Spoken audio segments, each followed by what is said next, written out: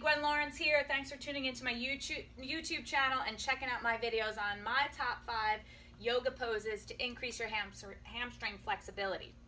So tight hamstrings lead to a lot of problems: knee pain, ankle pain, hip pain, back pain. You need the whole lower body to be supple, open, and strong, and to keep those joints nice and fit and free from injury and pain. So I picked the top 5 poses to do to help that today, hamstrings, but you have to know there's a plethora of poses that you can do. I just narrowed it down for you. We're going to do each pose for 1 minute. Know that once you memorize this, you could do each one a lot longer and get better benefits quicker. First one we're going to do is going to be called heavy legs. So before we go and target those hamstrings, I want to lighten up the legs. So if you have heavy cement legs and you feel like you can't even move, you're not going to be able to stretch those hamstrings really great. So we're going to fix that right away. Take one block underneath your hips. We're going to add a little calf element to this as well. And you're going to put a yoga strap around your feet. Nice flexed feet. Okay, I'm going to set the timer. The strap and the block help you hold this position. Know that we're not doing this, although you can. What we're doing is encouraging lymph drainage and lightening up the legs. At the same time, we're going to use the strap to really pull down and open up those calves. When your calves are open, your lower legs are open, it tends to give you a more open hamstring, even though the two muscles are not connected. So really pull down until you feel that itchy kind of stretch in your calves.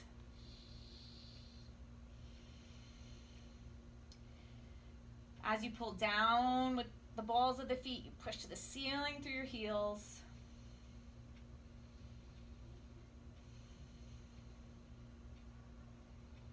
Don't give yourself a break. It's only a minute pose here. And I tried to pick some non-traditional stretches as well. Okay, that's our minute. You're going to take the knees in, feet to the ground, lift the block up, and come on off. You're going to roll it up to standing now. You're going to take your feet out wide. So basically the distance between your feet is approximately the length of one of your legs. I want your feet parallel, and I want you to plug the whole foot in. So don't round out and overstretch the outer ankle. Keep the foot nice and grounded. Sometimes when you're doing a regular standing forward bend, you feel a lot of resistance, or seated forward bend. When your legs are wider, you tend to sink in a little bit more. It's a little less threatening. When you're standing as well, because gravity is going to help do the work for you. So go ahead and from that hip joint, hinge yourself over halfway. This is where you're going to bring your hands down to the ground, and then keeping that back nice and flat. You might feel a good stretch here. If you want to go further, bring it all the way over. Tailbone up to the ground. Exhale, the upper body's very heavy. It doesn't matter how low you are here as long as you're feeling a stretch and you're breathing.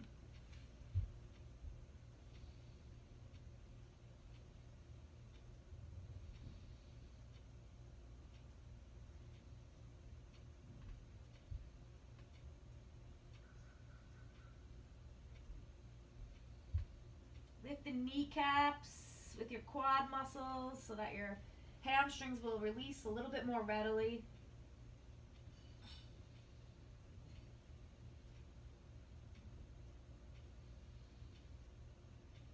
Notice which one's tighter.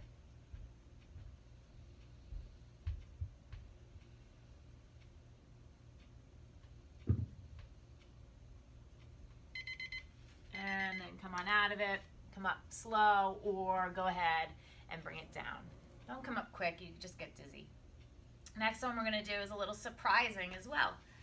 So what we're doing is trying to open up all the areas above and below the hamstrings so that the hamstrings are more apt to let go.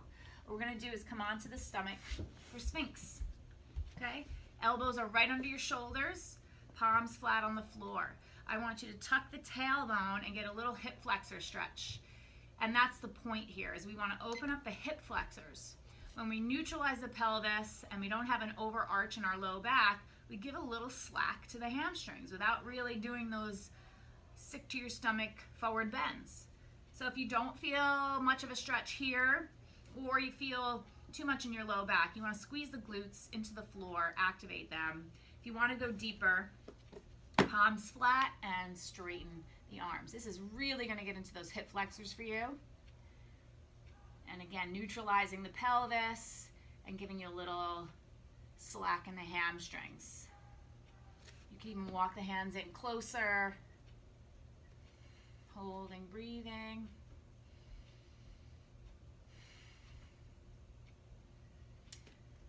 So if you need a little bit more detail on this, you can go to my blog. I wrote an article for ESPNW on the top 5 poses to open tight hamstrings.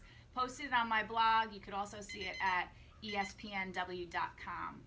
So come on all the way down. We did tap into our back a little there, so you want to come up and back into a nice child's pose after. Okay, onto the hands and knees. Next one we're going to do is open up the deep glutes. When the deep glutes are supple, open, and responsive, tendency to open up the hamstrings a little bit easier. So we're going to come into pigeon pose. Okay, if you have knee problems, you want to adjust this left lower leg and do your left leg first, or sit on the left butt cheek, but square the chest forward so you do feel that left glute. Okay, again, we're going into the opening of the hamstrings a little sneaky by opening all these surrounding areas. A little bit of a different approach rather than just pulling and yanking and getting really frustrated in seated forward bend all the time. I like to put a block under my chest and belly and my head. When everything's relaxed, you tend to open up the glutes a little bit quicker.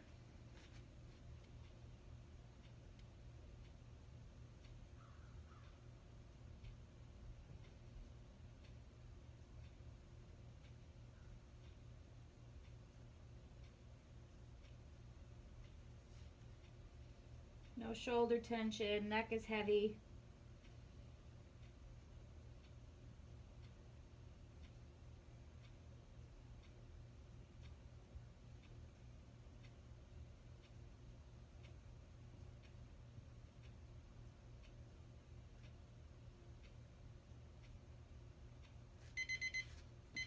Okay, bring it up. Tuck your back toe, lift up into a brief little down dog so you can pedal it out a little bit. Another opportunity to open up the calves, and not to mention a good hamstring stretch. And let's bring the right leg forward this time, finishing up pigeon. Again, make your adjustments for a safe knee. You want to feel glute stretch, leg stretch. You don't want knee pain ever. Bring it down, rest the chest and belly, rest the head.